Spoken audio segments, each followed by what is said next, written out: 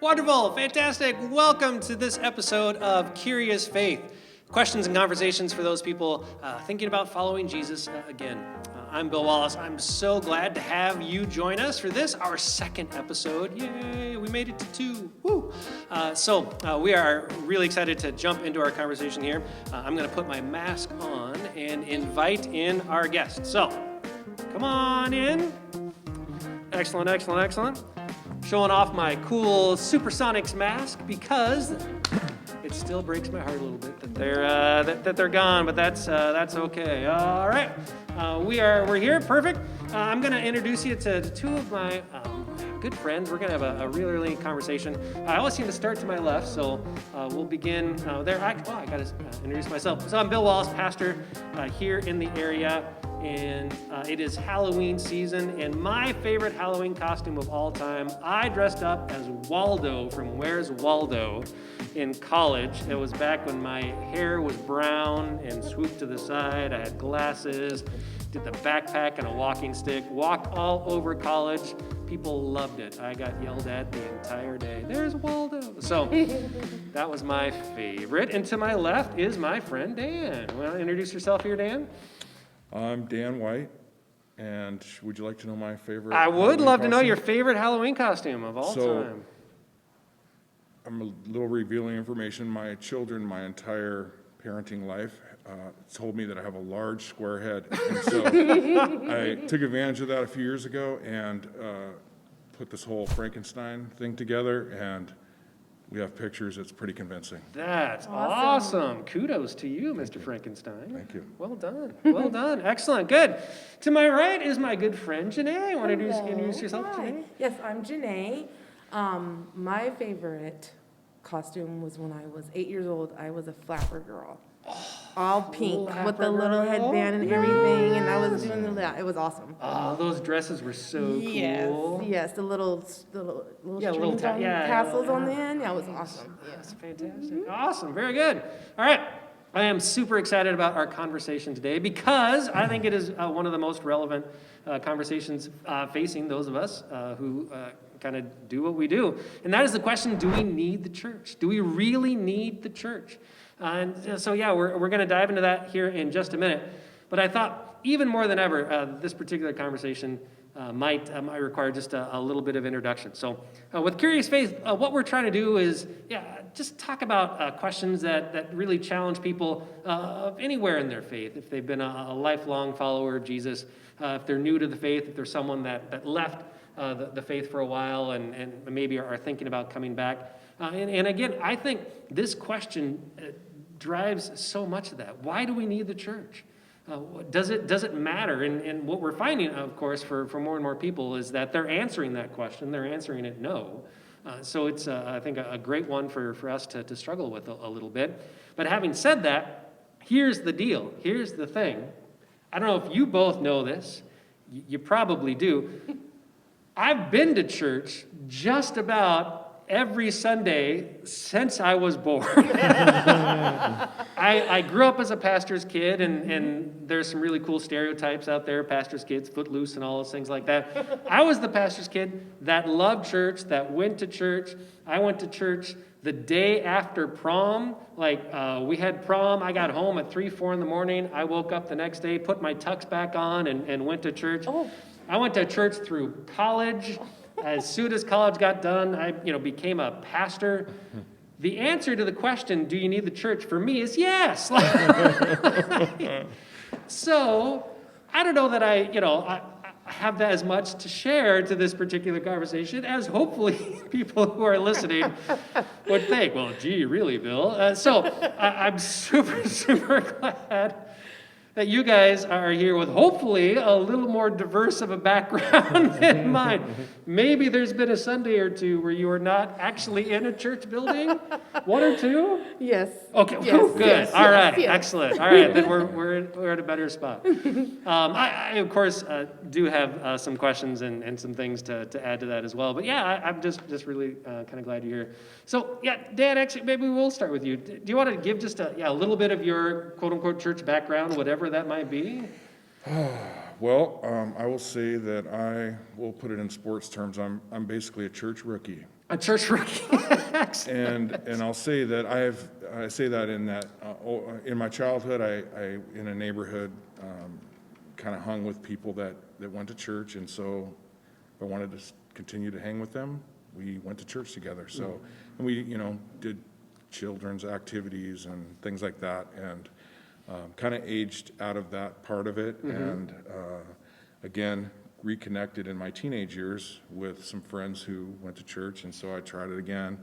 We'll say that I had less than a positive experience during that time, and that kind of steered me away, and then I've gone on to adulthood and really strayed away completely for many years, until probably 5 years ago when I met my now wife, who has been here and part of Hope for many years, and she has never been forceful about any part of me being here or even being part of this, as talks about it fondly, shares ideas. I'm kind of a life learner anyway, and so I just started coming to church with her and reading and listening. I actually own a Bible now, and so Awesome. I'm excited about this chapter, just learning and being, Awesome. kind of being back in the game, so to speak. Yeah,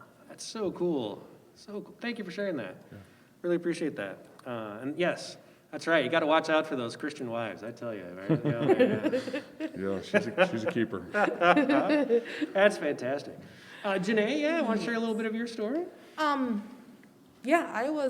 Church is just what we did. My grandmother's brother is a pastor, so my dad grew up in the church. Once he married my mother, it was all about church. Right. But I would say till like senior year, it kind of started slowing down a little bit. And that was due to life changes, family changes. But yet we always sometimes we always found time to fit in church.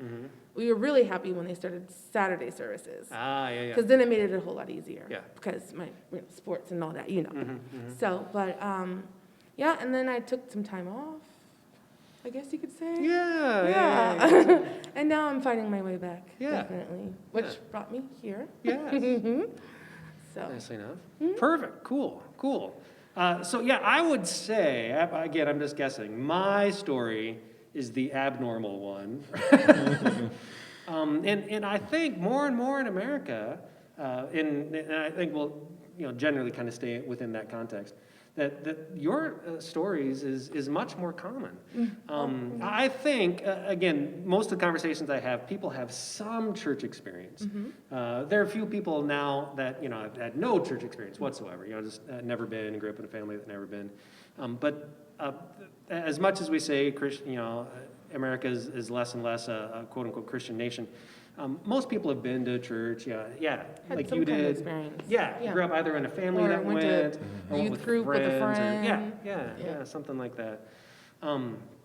But more and more are deciding that it doesn't need to be part, certainly not of their weekly life, and I think just kind of their life in general. What is that? What is the church not doing? Are people different than they were 50 years ago, 100 years? What's going on I there? think people are busier, Yeah, a lot busier. absolutely true. Which has been noticeable with COVID. I think we all noticed how busy we were, and then all of a sudden it just slowed down. But I think it has a lot to do with busyness. It depends on how many kids you have. It depends on what your job is, Yeah. really. We could have a total side conversation about, man, if the only church you can go to is Sundays at 10 o'clock and you happen to work on Sundays, what are you going to do, right? And it also could be where you are mentally. You could be in a depressed mode right now and don't feel like reaching out. Yeah. And speaking of now being COVID, I can kind of see that. Oh. But it could go both ways. Yeah. It could be a good time to start reaching out, or a good, time to just start withdrawing. But Yeah. that's what I'm thinking. I'm thinking really mostly because people are really busy. I think absolutely. Yeah, I would totally agree with that. For my own life, those that are watching that are listening may not know, I've got 4 kids. I have, lived through they were all super young stage, Yep. and now, one out of college, one in college, and all that. Yeah, so I'm starting to see that arc of, man, the sports, and for us, the theater, and kind of all those things like that. And then when school is in, you got to do the school activities too. Yeah. Right? Yep. So true. Yeah, something has to give.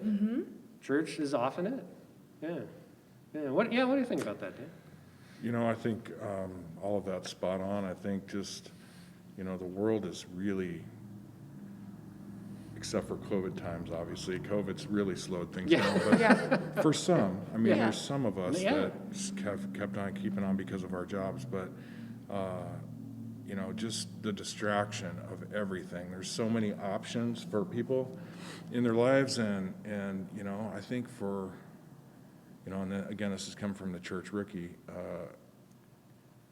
people opt for many other things. They have to, I hate to say it, but you see it every day. People are kind of like, what's in it for me? And if they don't see that instant gratification piece, they tend to steer towards something else that might get that for them.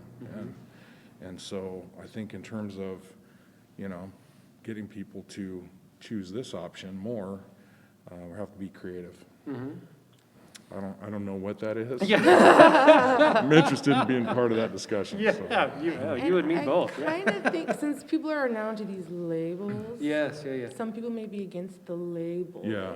Oh, And yeah. so therefore they don't want to participate what comes along with that label, even though there's still that option. But if you say you're a Christian, because I get this I get this a lot. Well, what church do you belong to? It's Right. like, well, I really don't go to a church, but I am a Christian. So maybe some people just don't want to even go in that direction, so they just kind of stay away from it.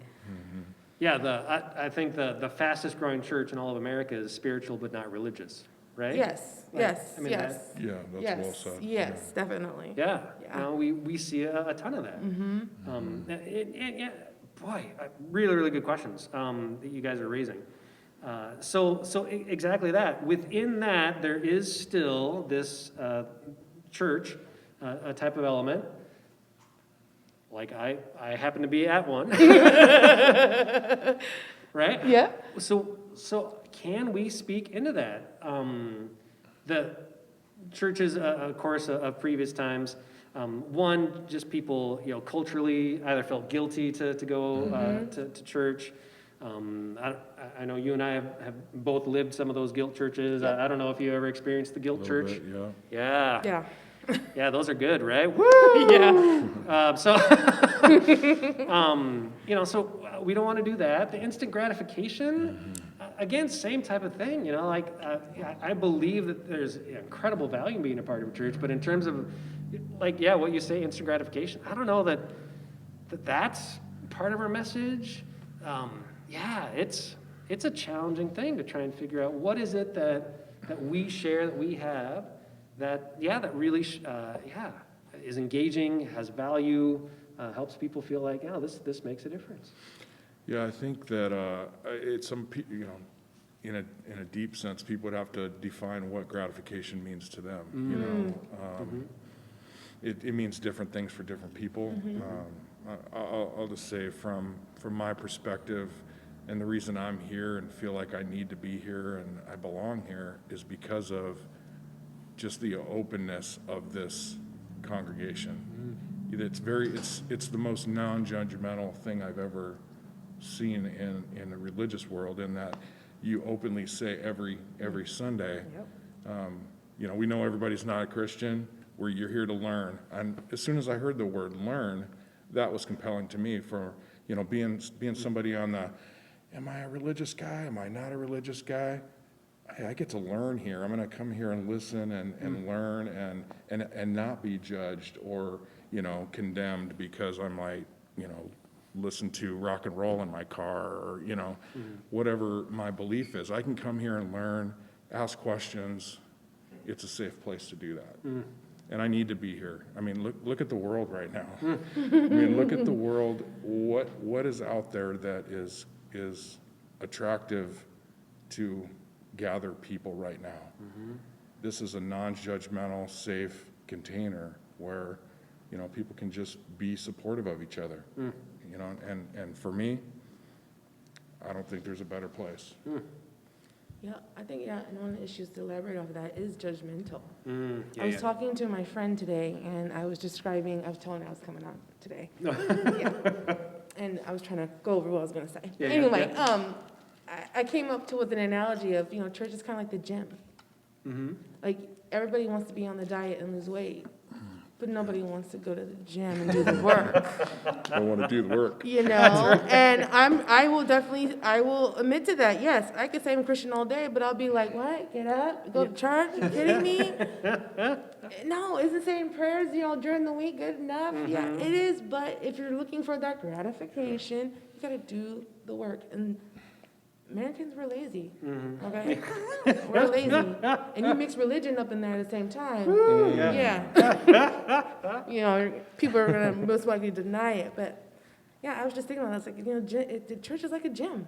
Yeah. Either you're dedicated or you're not, and it does take work, and you do gotta like pump yourself up, you know, Yeah. and be like, okay, I do need this. I'm flabby. I need to go. You know.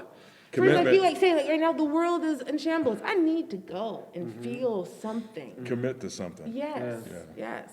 So, yeah, that's what I was. I love that. I mean, so that gets me thinking in so many different ways. One, I'm flabby, but but two, so yeah, to get to the creative stuff too, we're all online. You know, well, we're actually not all online. We have some folks that are coming live and in person. We're doing a hybrid here, but yeah, churches, us, and all over the place are online. And we've had incredible feedback from some folks who are like, man, I love it.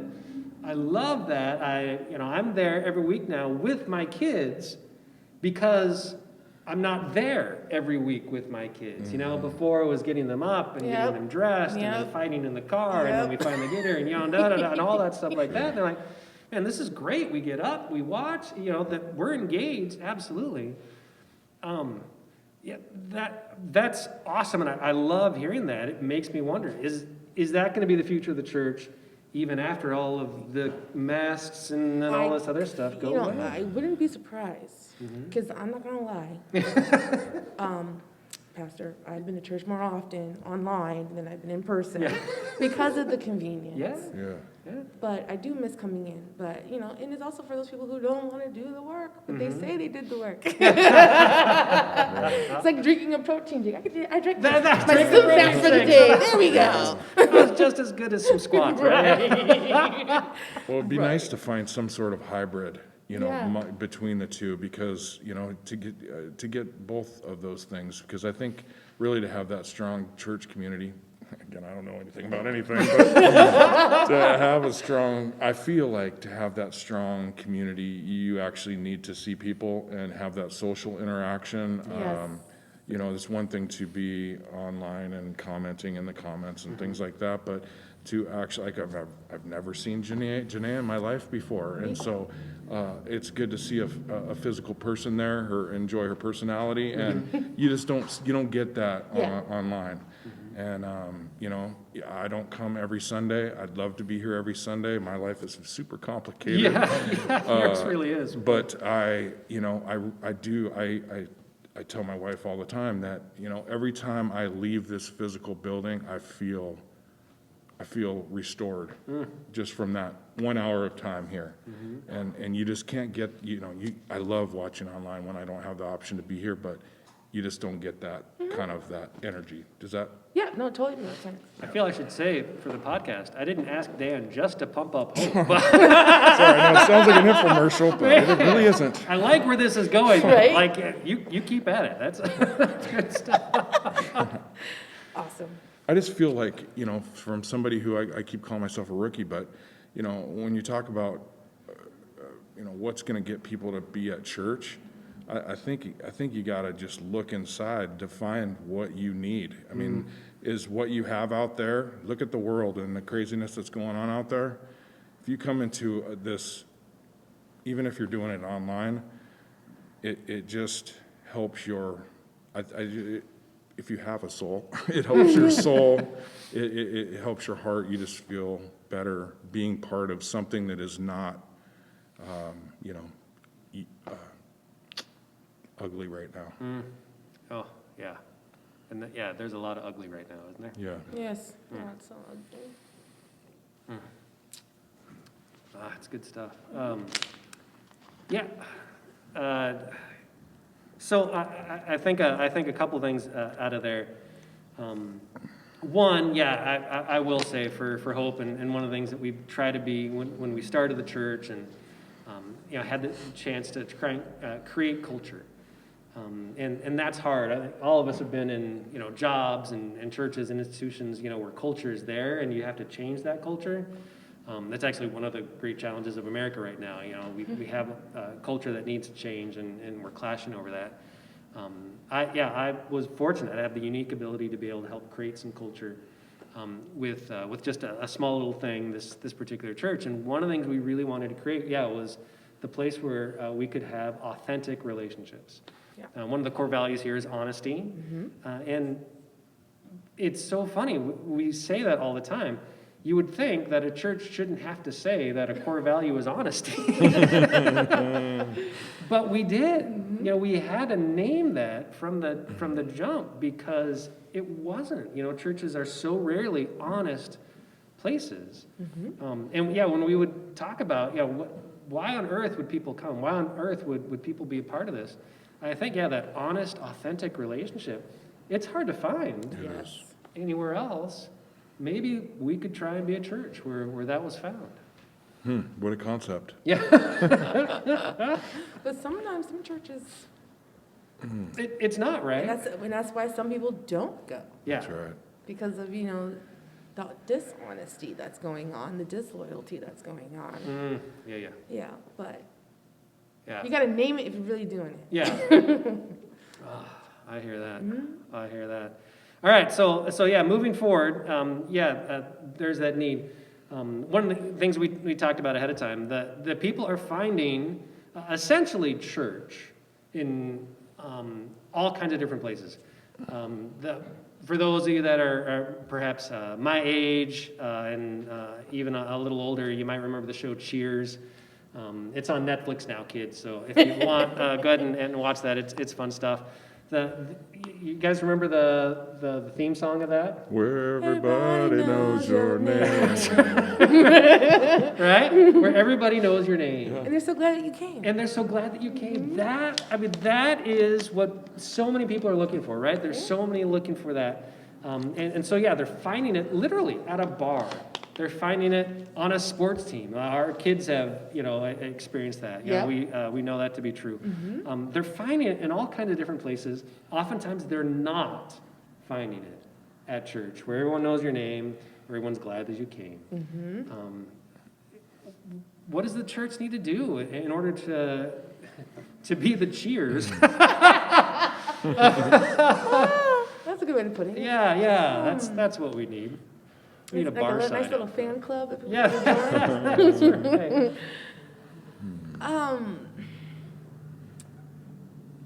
And if you can figure that out. Right? I don't really know, because it's all based on past experiences.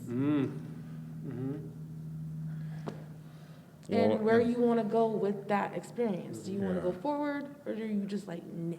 Yeah. This happened to me. I'm never going to do that again. As opposed to, trying it again and really hearing that intentional word of honesty and gravitating towards something that has a potential to be so awesome. I mean, it's, again, I go back to the gratification piece though too, Cheers, you got your assigned seat, everybody sits in the same place. You probably got a glass with your name on it. That's right. They all I know your don't- name when you come in. yeah, so. To be clear, I'm drinking Perrier. Yeah, They're watching, right? Yeah, so I don't know how but I'll tell you, that being in a physical space though is a key to that, and figuring out how to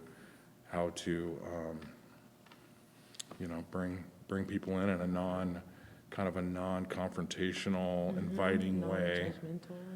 some kind of open house, social something in non-mask, regular human contact environment. Right. Yeah. Right now, it's tough. I mean, I think Yeah. I think doing the podcast, doing your both YouTube and Facebook options for services are great. Hopefully, that brings in a crowd that will be curious and want to come visit the physical space at some point. Yeah, I think that's going to be a really interesting challenge for us in particular. I think a lot of churches, we're trying to be as creative as we can to share, again, the good news of Jesus, and we absolutely believe that is good news, in a variety of electronic ways right now. And then hopefully there will come a point where we can invite folks back into actual, a relationship. Man, that's going to take some creative work, Yeah. right, to see how we do that. Yeah. Yeah, that'll be totally different. Yeah, I mean, some of it, again, sports, that's easy. Right. My gosh, like I can't wait to get back on the soccer field. Right. I can't wait to get back in the pool. Right. Whatever it might be. Yeah, I don't know that church has quite that same appeal. I don't know. Yeah, the old school churches. I can't wait to sit on that wooden pew again. Oh,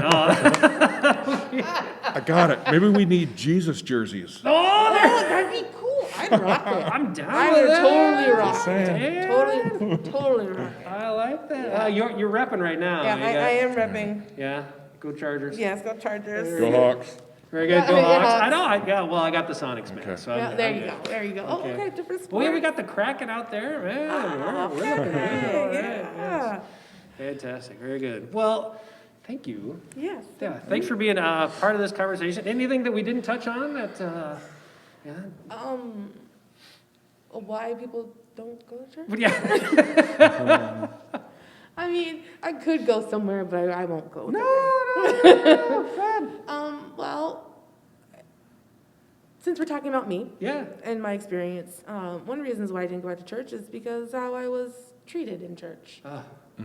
I'm from Bellingham, Washington, and it's predominantly white. Mhm. So there was only one other family. So there was 4 of us all together, kids. Yeah. So, back in the 80s, it wasn't so much fun. But so I grew up, I was like, I'm never doing that again. Yeah. I think once I hit high school, I was like, I'm good. Because it just never changed in the way that we were treated, and it separated us, and just wasn't really Jesus-like. So I thought to myself, if I don't find a good African-American church, Yeah. then I'm really probably never going to go back. Yeah. But as I got older, you learned that it's not always about that. No. No, it's not. It's Because not. there's people who aren't like that. There's churches that aren't like that, Yeah. which, Yeah. by the way, Hope is not like that. Thank you. Yes, which is one of the reasons why I joined. And you come with open arms. But I think for some people got traumatized. The girl I talked to today, my friend, traumatized. Yeah. And she was the other girl that came to church with me. Oh, She yeah. refuses. She just won't do it. Yeah. Just won't do it. But and it's not just African American. It could be anything. It No, could be yeah, anything. but so there's 2 things there that I'd love to, one thing I just want to respond to, and then one I want to ask a question for. I really do appreciate, I hope that people around me have heard this, but even more than me, there are some really important, I guess is the word I would use, white Christian leaders that are now standing up and naming that much of the American Christian church has had an air of white supremacy to it, that there has been white privilege, that has happened. And again, I hope that people around me have heard that, but I am also thankful, and honestly, there are some much bigger voices, Beth Moore and Andy Stanley and a few others that are actually just naming that because it needs to be named. I mean, it is a reality that, yeah, there was a white privilege aspect to a lot of American Christianity that particularly to the African American community was incredibly awful. Sinful would actually be the Christian word that we would use and needs to be named, but before there can be forgiveness for that. So one, just to say that. But 2, I think your friend raises an interesting question, or maybe it was you. One of the things that I do wonder about, you see so often with churches, several folks have said this, Martin Luther King Jr., Billy Graham, others, Sunday at 10 a.m. is often the most segregated time in America. Because, there are African-American churches. Why would an African-American go choose to worship with a bunch of white people that they have to put up with the rest of the week, Wouldn't it be nice? That's just a good way. No, because that's actually kind of how we feel. It's like we get that one day, we get a break. Right? But I don't really want that as a bad thing, but that actually is kind of how it is. Yeah. And again, I don't think just unique to the African-American experience now. You see more and more Latino churches, and you Yes. see Asian American churches. Yes. A multi-ethnic, multicultural church is rare. Here at Hope, we're certainly white dominant. We're very fortunate to have a few folks that break that mold. But we're white dominant. I mean, that's... But that's okay though. Look it also had where you're located too. Yeah. But the door is open too. Yeah. That's the thing, Yeah. it's open, inviting, anybody's, come as you are, everybody's welcome here. It's a non-judgmental space, so that's the attractive thing to me, because I don't want to be around a bunch of white people, to be honest with you. Nothing personal to anybody in my race, but growing up in a multicultural neighborhood in East Tacoma, I benefited from those relationships, and when you go into certain segments of society and you don't have that, it's noticeably absent and noticeably lame, just to be frank. And so I love the fact that anybody's welcome here, and I hope others from other circles come here and to just check it out. And one thing else I wanted to jog my thought here just a second ago, when you were talking about why people, or how to get people to come to church.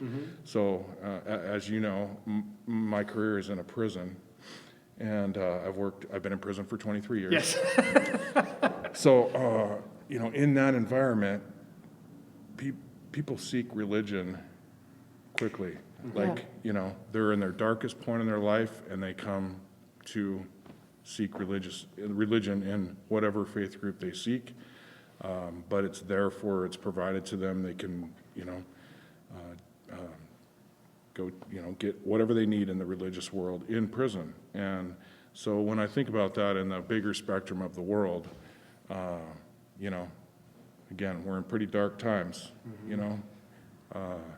It's an option out there that people should consider, and really that's kind of what's brought me closer to this new learning adventure. So. Yeah, that's cool. Well, thank you. Thank you both for sharing your stories. Honestly, again, way more vulnerable than my story, particularly around church. So thanks for being a part of that. And Janae, again, yes, you raise a topic that we're going to talk about in the future podcast. So do I get to come you back? did, so you definitely get to come back for that, and hopefully we spend a little more time, wrestling with that one, because that is, we've all watched the news the last few months. That's certainly something that America is trying to figure out. And we here as part of Curious Faith, we want to try and figure that out too. So. Thanks for doing that. Yes, thank you. Look forward to that. Dan, thanks for offering to be a part of this. The rookie. Now I I know. call you the rookie now. So cool. That was great. We hope to include you in a future episode too. We'll see how that goes. I'm on Team Janae, so I'll be. I know. That's what's up.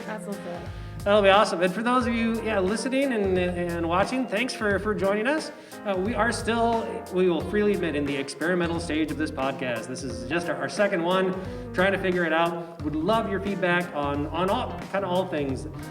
Do you like the backdrop? We changed it a little bit this time, the camera angle, all those things like that. again, we're just open and welcome to that as we try and figure out how to best just continue these conversations because we want those conversations to include all of you. So again, thanks very much, Janae.